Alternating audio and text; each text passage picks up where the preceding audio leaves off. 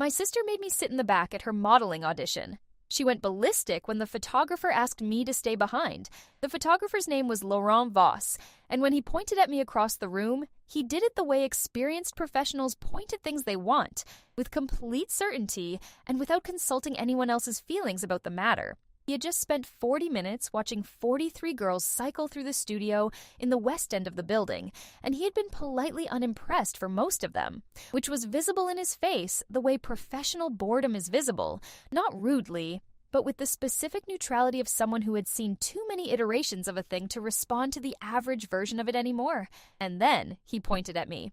I was sitting in a folding chair against the back wall where my sister Nadia had specifically positioned me.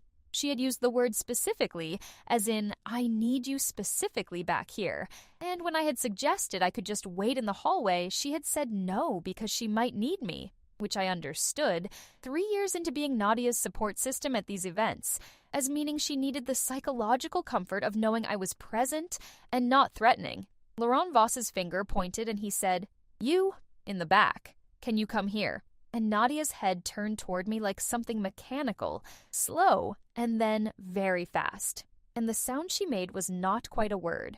I had been accompanying Nadia to industry events for 3 years at that point, since she had decided at 22 that modeling was what she was meant for, and had proceeded to build a version of a career with the specific determination of someone who has identified a thing they want, and is willing to sustain effort in its direction indefinitely. She was beautiful in a conventional and measurable way, tall, symmetrical, with the kind of cheekbones that read well on camera, and the quality of physical presence that photographers described with words like compelling and striking. She had done catalog work, some regional advertising, and a few editorial shoots for publications that were real, but not major. And she was, by any honest accounting, a working model in the lower to middle tier of an industry where the upper tier was genuinely difficult to access. She worked hard at it. I respected that she worked hard at it, even when the working hard included things like waking me up at 6 a.m. for support appearances at open calls in studios that smelled like industrial paint,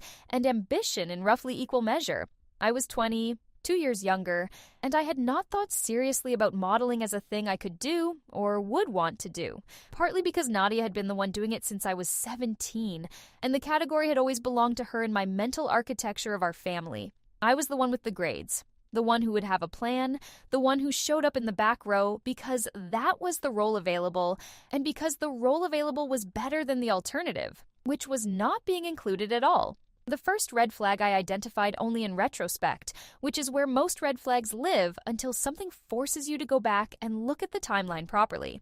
Nadia had been invited to this particular open call through an email forwarded from a friend of a friend, the kind of industry chain that produces legitimate opportunities occasionally and dead ends frequently. The studio belonged to Laurent Voss and Associates, a mid-sized commercial and editorial photography operation with a real portfolio and real clients. I had looked them up while we were in the car because looking things up while Nadia drove was one of the functional roles I occupied. The open call was for a campaign for a European skincare brand called Tessian Labs that was launching a North American line and needed North American-facing talent for their print and digital materials. It paid real money, $4,200 for the initial shoot with options for additional campaign phases.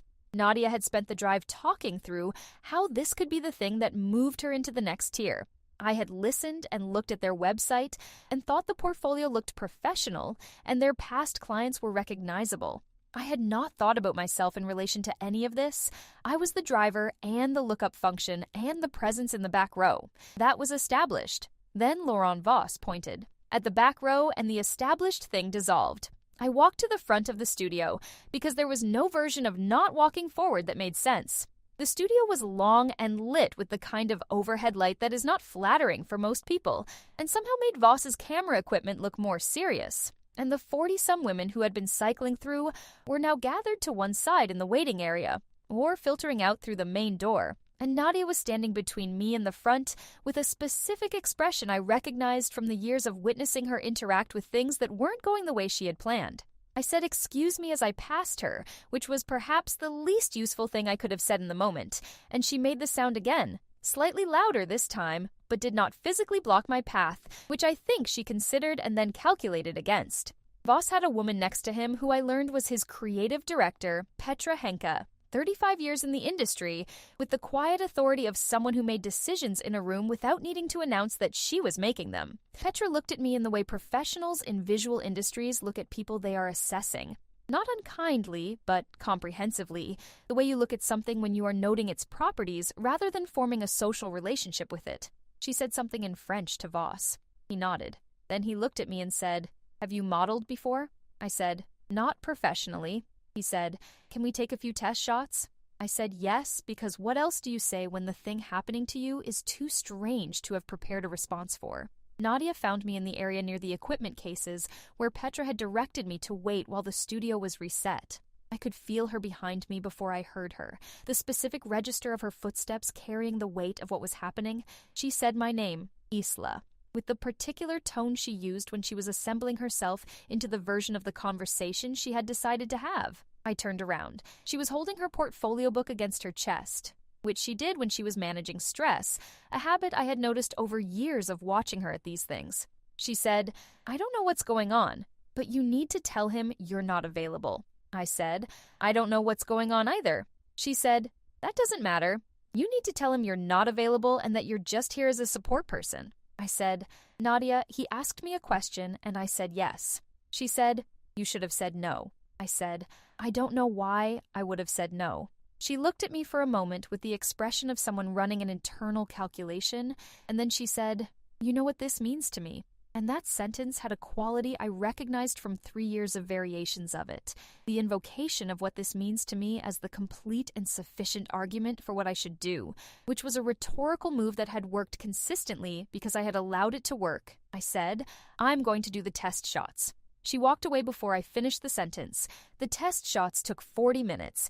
Petra directed most of it. She had a specific and economical way of giving direction that involved short, precise instructions and an absence of unnecessary encouragement, which I found easier to respond to than the alternative. Voss moved around me with the camera and made technical comments to Petra, and occasionally said something to me that was less direction and more observation. Things like, "You're not performing. That's the thing." I did not fully understand what he meant by this, and so I did not try to adjust whatever I was doing. My hands were not shaking. That surprised me afterward when I had the distance to notice it.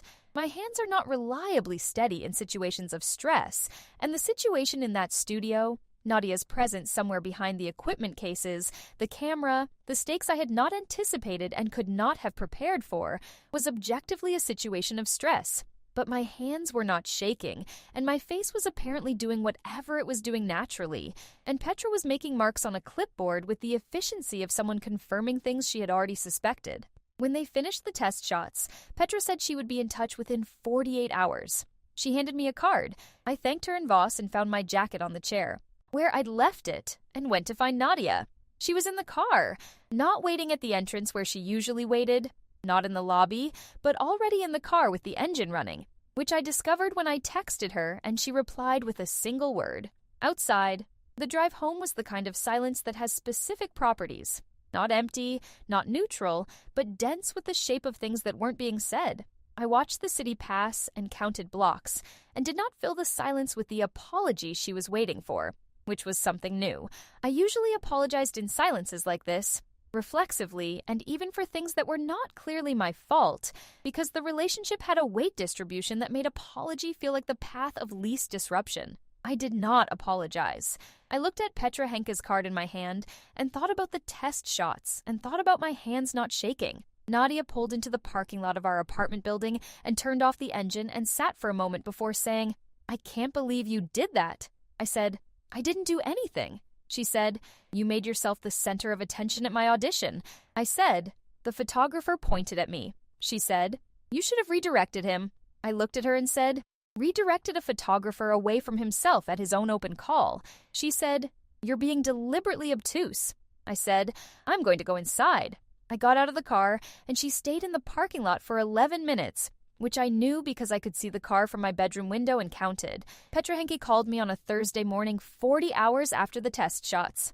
I was in class and let it go to voicemail, and then sat in the hallway after class for 6 minutes, listening to the message 4 times to make sure I had heard it correctly.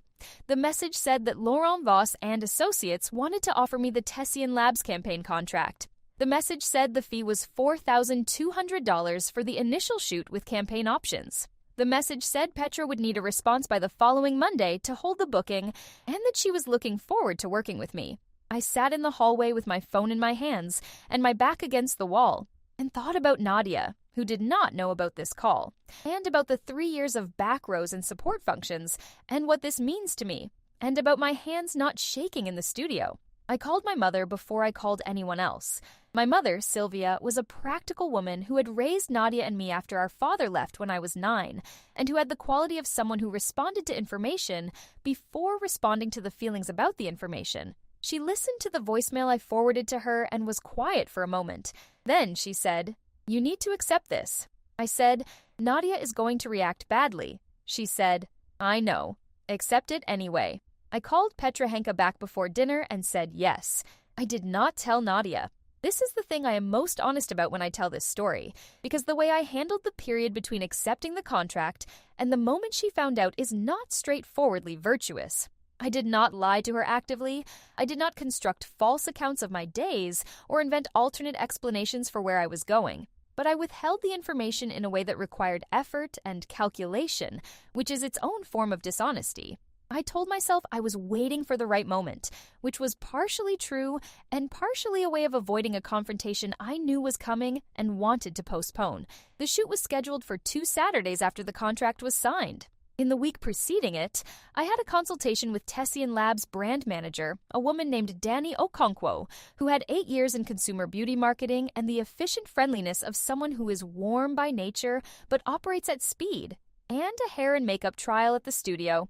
I told Nadia I had study commitments on both days. She did not question this, which was its own information. She was not accustomed to questioning my schedule, because my schedule had historically revolved around hers. The day before the shoot, my phone rang at 8:47 p.m. with a number I didn't recognize. It was a woman named Felicity Tran, who identified herself as a talent agent at Voss Creative Partners, the agency wing of Laurent Voss's operation, which I had not known existed until Petra mentioned it at the consultation. Felicity had 12 years in talent, representation, and a direct manner that told you immediately that she had made a career out of having direct conversations. She had seen my test shots and the first round of Tessian campaign materials and wanted to discuss representation. I said I would need to think about it. She said she would follow up after the shoot. I hung up and sat with the phone and thought about the architecture of what was happening, which was that a thing I had not sought was accumulating its own momentum in a direction I had not predicted, and that the longer I kept it from Nadia, the worse the eventual disclosure was going to be. I texted my mother. She called me back immediately and said, "Tell her tonight." I said, "She's going to be devastated." My mother said, "She's going to be devastated regardless. The only variable is whether she also feels deceived." I knew she was right. I did not tell Nadia that night. The shoot was on a Saturday. I left the apartment at 7 in the morning while Nadia was still asleep and told her in a note that I had an early class, which was false, and drove to the studio. The shoot lasted 9 hours. Danny Okonkwo was present for the brand direction and had the focused energy of someone who had a clear visual outcome in mind and was working backward from it systematically. Voss was efficient and specific. Petra moved through the day with the authority of someone whose job was to ensure that every element of the environment produced the result the client needed, and she did this without drama or uncertainty. At one point, during a break, she sat next to me near the craft services table and said, without preamble, "You have an unusual quality." I asked what she meant. She said, "Most people either perform for the camera or perform being natural for the camera. You're actually just there. It's rare." I thought about this for the rest of the shoot. I thought about Nadia, who was beautiful and worked hard and had been performing being natural for cameras for 3 years, and about the specific quality Petra was naming, and about whether the thing Petra was calling rare was something I had developed or simply something I had not yet had the opportunity to perform away. I got home at 6:30. Nadia was on the couch with her laptop and a glass of water, which was the ordinary Saturday evening image of her, and she looked up when I came in and said, "How was the study session?"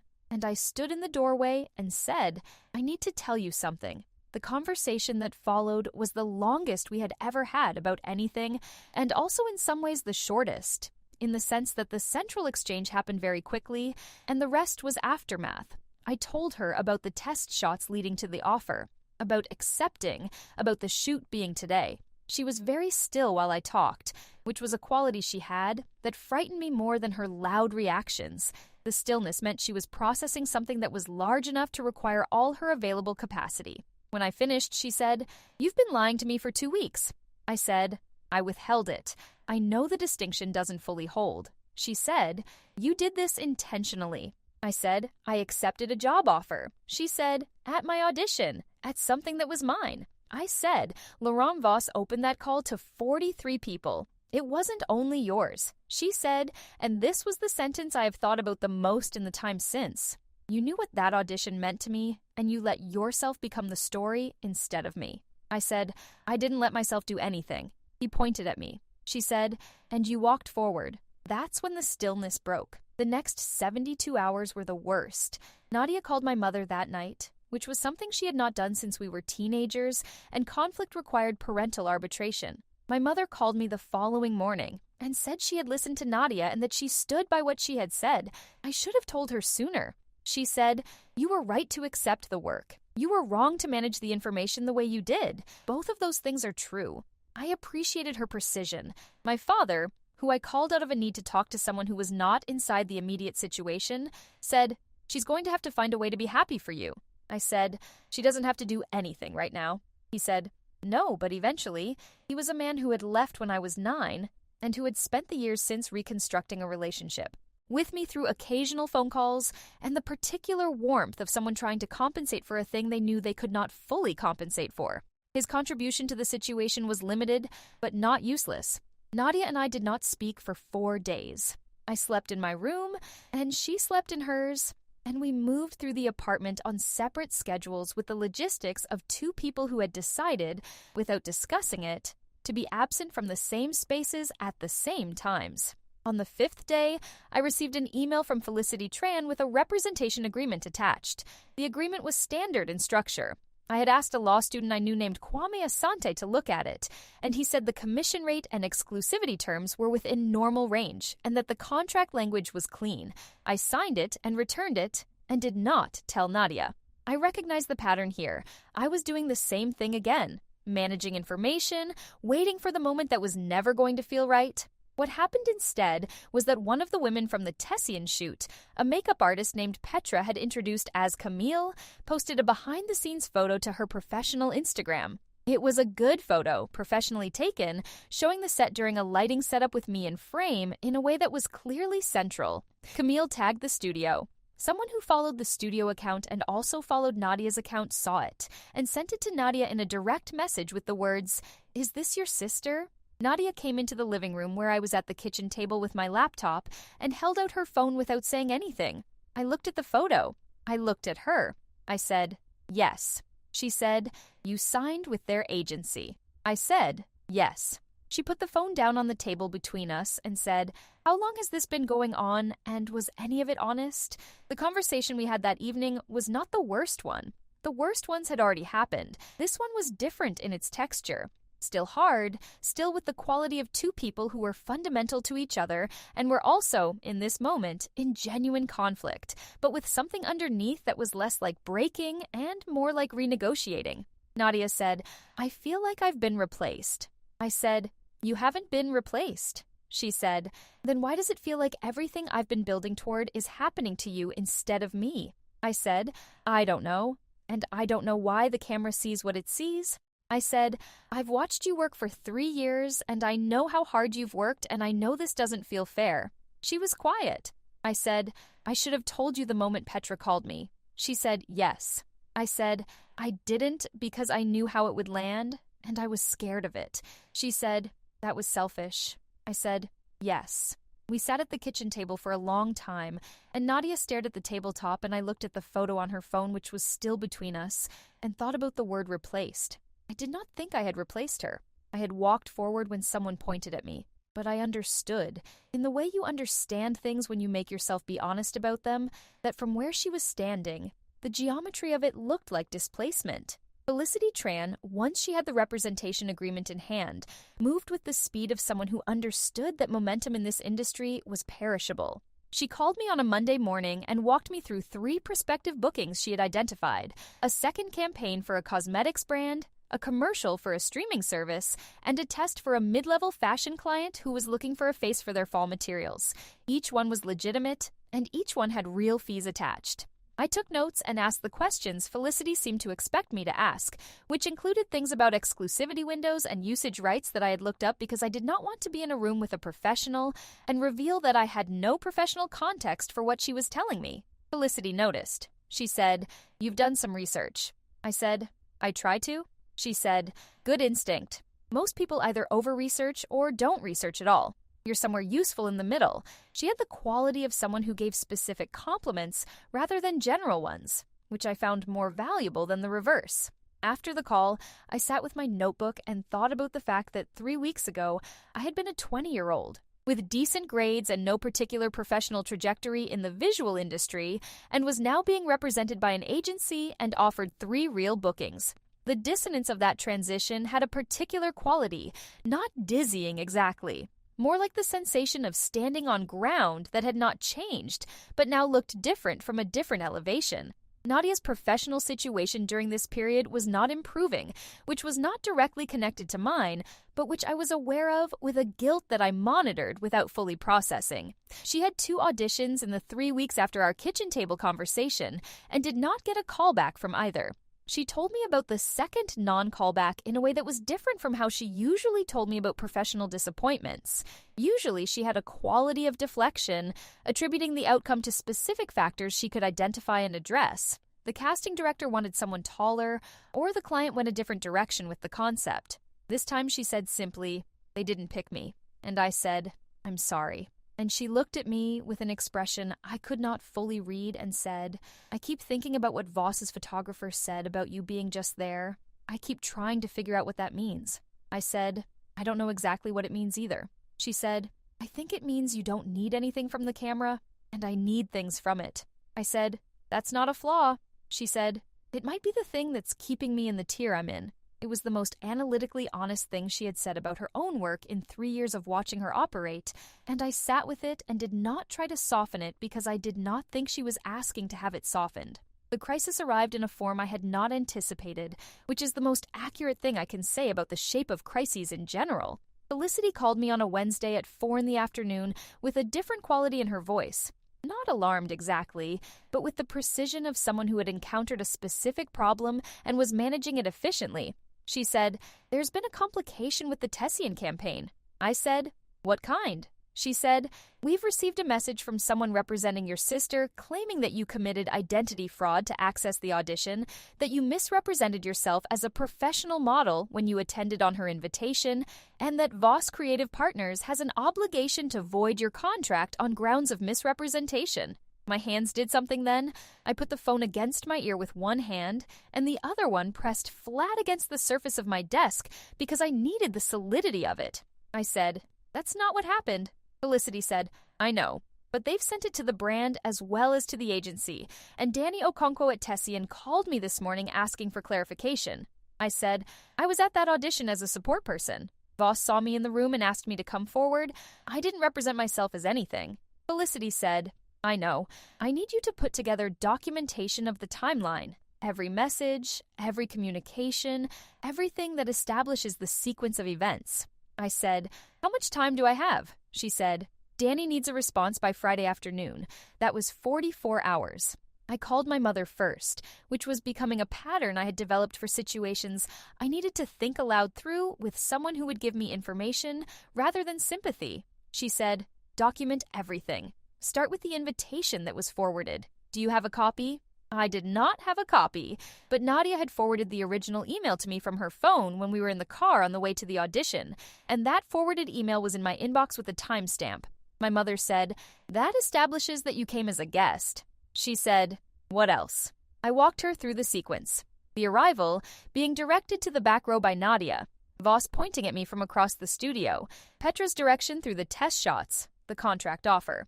My mother said, "Does the studio have surveillance footage?" I said I didn't know, but it was worth asking. She said, "Ask." I called Kwame Asante, the law student, and explained the situation. He said he was not a lawyer yet, but that from a basic contract law perspective, misrepresentation required an intentional false statement made to induce a contract, and what I was describing, being asked to participate by the contract party themselves, was essentially the opposite of misrepresentation. He said, "They pointed at you. You didn't represent yourself as anything." He said, "Get the studio's account of events in writing." That was what I needed. That was the shape of what I was building. I emailed Laurent Voss directly that evening, explaining the situation and requesting a written account of his recollection of the open call. He replied within 2 hours, which told me Petra had already briefed him. His reply was precise and specific. He described noticing me at the back of the room during the open call and being struck by what he characterized as an unusual quality in the way I occupied space, and that he had asked me to come forward of his own initiative, and that at no point had I represented myself as a professional model, and that the subsequent offers and contract were extended entirely at his and Petra's discretion. He said the suggestion of misrepresentation was factually inaccurate. I forwarded this to Felicity. She said, "Good." I also called Petra directly the following morning, and she gave me essentially the same account in fewer words and with the specific authority of someone who has been a professional witness to things for 3 decades and knows what accurate recounting sounds like. She said she would provide a written statement if it was needed. I thanked her and said I hoped it wouldn't come to that. She said, "It might. Be prepared for it." Nadia called me on the Thursday evening before the Friday deadline. I almost let it go to voicemail and then answered, because not answering felt like a kind of cowardice I was trying to stop practicing. She said, "I need you to know I didn't ask them to do that." I said, "Who is they?" She said, "Miriam." Her friend Miriam Oze, who had been Nadia's most consistent champion in the industry, and who had also, over the years, been the most consistent amplifier of Nadia's more difficult impulses. I said, "She sent it without your knowledge." Nadia said, "She told me she was going to send something and I didn't stop her." I said, "That's not the same as not knowing." She was quiet. I said, "Nadia, they sent it to the brand. This could have cost me the campaign." She said, "I know. I'm sorry." The "I'm sorry" had the quality of something that had been building for a long time and had finally arrived at the surface. Not quick or reflexive, but slow and with weight. I said, "Did you tell her to stop?" She said, "Yes." When I found out she'd sent it to Tessian, I told her to stop. I said, "Thank you." She said, "I've been really awful." I said, "Some of it, yes." She said, "I told myself it was because this was my thing and you were taking it. But that's not honest. The honest version is I've been the one deciding you're the support person, and I never asked if that's what you wanted to be." I sat with that for a while. I said, "I should have told you sooner when things started moving." She said, "You should have. But I also should have made it safe for you to tell me." We stayed on the phone for a long time after that, without talking very much. Felicity sent the documentation package to Danny Okonkwo on Friday morning. Voss's written account, Petra's written statement, the forwarded email establishing my guest status, and Felicity's own account as contracting agent. Danny called Felicity by noon to say the brand was satisfied and the campaign was proceeding as contracted. Felicity called me immediately after and said, "It's resolved." I said, "Good." She said, "The person who sent the message, is that going to be an ongoing problem?" I said, "No, I don't think so." Felicity said, "If it is, tell me immediately." I said I would. I hung up and sat in my room and thought about the 44 hours since she had first called me, and about my hands on the desk, and about Nadia on the phone the previous evening, saying I never asked if that's what you wanted to be. The documentation was filed. The contract was intact. Miriam Osi had sent one more message to Felicity's office after Nadia had apparently told her to stop, which Felicity had forwarded to me with a note that said, "For your records." I added it to the folder I had created for the documentation and labeled it accordingly. The Tessian campaign ran in 4 markets starting the following spring. Danny sent me a link when the first materials went live, a full-page print ad and a digital banner series and a short video for their website. I looked at the images for a long time and thought about Petra saying, "You're actually just there," and about what Nadia had said about needing things from the camera. The images had a quality I recognized from the test shots, but amplified, something that was either the thing Voss had pointed at across the room, or the result of professional lighting and good direction, or some combination that I did not think I could fully separate into components. I sent the link to my mother, who replied, "You look like yourself." I sent it to Kwame, who replied, "Excellent contract documentation, by the way." I kept a copy in a folder I had created for the project. Felicity Tran, in the 3 months following the Tessian shoot, booked me for 2 of the 3 opportunities she had mentioned on that Monday call. The third did not come through, which she told me directly and without softening, and I appreciated the directness. Nadia and I were not fine exactly in the months after all of this. Fine would suggest a resolution that tidied the remaining edges of things, and this was not a situation with tidy remaining edges. We were different. Our relationship had renegotiated itself in the way that Petra's work on a shoot renegotiated the elements in a frame, not destroying the components, but repositioning them relative to each other. We had dinners together on Sunday evenings, which we had not done in years. She told me about her auditions, and I told her about my bookings. And we did this without the system of deflection and management that had characterized the previous version of our dynamic. She was working with an acting coach now, redirecting some of her performance energy toward a different kind of camera relationship. I did not say the coach was a good idea or a bad idea. She did not ask me to. We were learning slowly and with the specific clumsiness of siblings who are 20 and 22 and have not yet arrived at the adults they were going to become. What it meant to be in the same industry without one of us needing the other to be smaller. Felicity called me on a Thursday morning in October, 11 months after the open call at Voss's studio, with a booking that was larger than anything she had mentioned to me before. A campaign for an international brand, real scale, the kind of thing that Nadia had been orienting her entire career toward for 3 years. Felicity said, "This is a significant opportunity." I said, "Yes." She said, "I want to make sure you're ready for what comes with it." I said, "Tell me what comes with it." She told me. I listened with a pen in my hand and wrote down the things I needed to know and asked the questions that clarified the things I didn't. I said yes to the booking. I hung up and sat for a moment and thought about a back row in a studio and a photographer's pointed finger and the 44 hours of documentation and the Sunday evening dinners. Then I called Nadia. I told her about the booking before I told anyone else. She was quiet for a moment, and then she said, "Congratulations, Isla." And the way she said it, not performed, not quick, not the rehearsed, surprised face she had practiced in the mirror, sounded like it came from someone who was telling the truth. She hadn't needed me to stay in the back row. She had just needed me to stay.